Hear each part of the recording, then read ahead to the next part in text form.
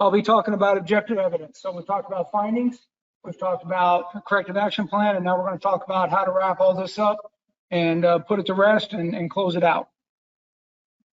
So what are we trying to do with the objective evidence? Why do we need it? When do we need it? What does TVIB consider acceptable objective evidence? And how are we going to submit that so that it can be captured and utilized and recorded?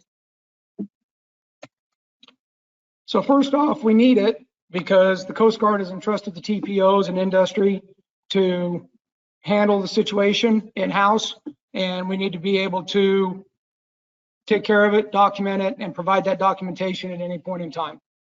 46 CFR 137 135 requires reports detailing TSMS option vessels, surveys, and provides criteria for each report, including a list of all nonconformities, corrected or outstanding.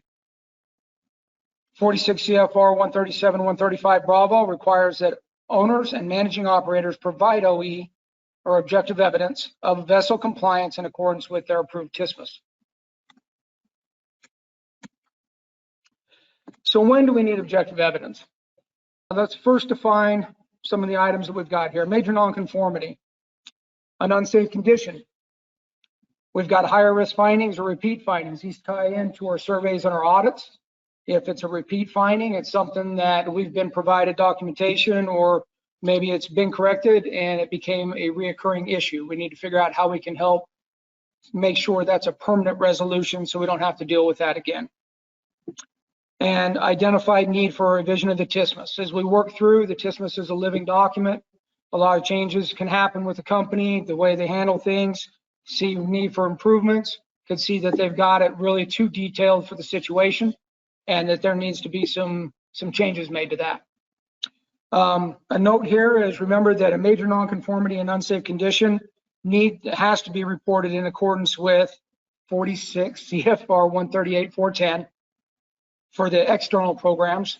So if you're having an external audit conducted and you identify a major or unsafe condition, it is your responsibility to report it, and the owner and operator, and we have to report it as well. So if it's brought to our attention, we are going to follow up with it. Internal programs, 46 CFR 137 215, it provides the information for internal, and then guidance is provided as well in the CVC policy letter 17 TAC 10. So what are we looking for? Remember, the corrective action plan is not the objective evidence. It's a plan that you're going to put in place. And what we're looking for now is how that plan came to fruition and how everything closed out. Easiest way to do that is, I like to say, let's tell the story. We need to make sure that whoever is receiving the objective evidence has a clear and concise picture of what is happening. And that when they read through it, dependent on their skill set, background, because some of the time we're dealing with people that don't have a lot of maritime background, or they could be a prior machinery technician. They know the mechanics, they don't know the paperwork side real well. So what we're looking for there is surveyors' detailed reports, listing of findings and the corrective actions, with an attestation from the master that the vessel is fit for its route and service.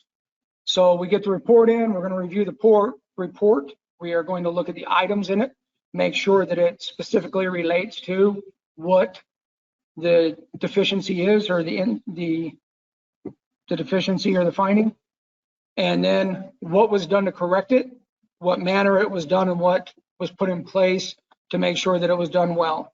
The attestation from the master for route and service, the master is ultimately responsible for the safe operation of the vessel, and if it's an operational test, we want to make sure that we get that as well, and he's comfortable with the vessel. Some other forms of objective evidence are technical reports. Details may include, but are not limited to, photos. Photos are great. They tell the story. You can see what's going on in there. Invoice of the parts ordered for repairs. If you've got an engine that's down and you've got parts that you've needed to order in, new governor, just new fuel bowls, different things. These are the items that have been written up on the 835 or have been identified. Let us know what's been identified, what's been changed, and tell that story. And then a statement of fact signed and dated by the credentialed officer.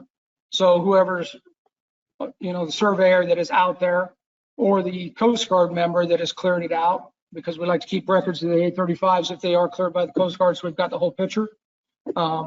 Any of that information we take and we capture. Receipts of purchase are great, but if you're going to show us a receipt of purchase, show us that that piece has been installed. One of the common items is a first aid kit. It's great that you went out and bought a new first aid kit, but where's it placed? Where's it being stowed at? And, we want to make sure it's in a readily accessible area. Proof of implementation and copy of the revisions to the TSMS. So you've had a finding, you've put a corrective action in place. Now we want to make sure that the revisions have been done and that you're implementing that with your customers and your company for the safety of all your people. So we're looking for a cut sheet from Helm or just a database, new log from your TVR that's saying this is what's been done, this is how we're recording it, and we carry on with that, and we can take that along with the changes, a copy of the page that you did make the change on. Inspection, testing certificates, towing equipment, hoses, firefighting equipment, and pressure relief valves. Pressure relief valves has been a really hot topic. A lot of people are just changing them out. Some are doing the maintenance on them. If you are going to do the maintenance on them, we need to have the maintenance records so that we can see that the maintenance was conducted if it wasn't done when the survey was completed. Same thing with your equipment and your hoses, any testing that's required as per your TSMS or the manufacturer's recommendation. If that's been missed and identified, that'll provide us with the information that it's been completed. And then for drills, copy of the training records and what's been completed, and a record of if you can go back even a month or two, that works out well, because then we've got a trend of what is occurring on the vessel to ensure that it's safe. So how do we want the objective evidence submitted to us? So objective evidence needs to clearly identify which finding or nonconformity it goes with. So we need to know what it's for.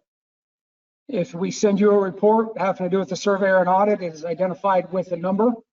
We'll provide you with that number, and then when you return us with the objective evidence, attach that number to the objective evidence that you're providing, and that lets us carry everything over.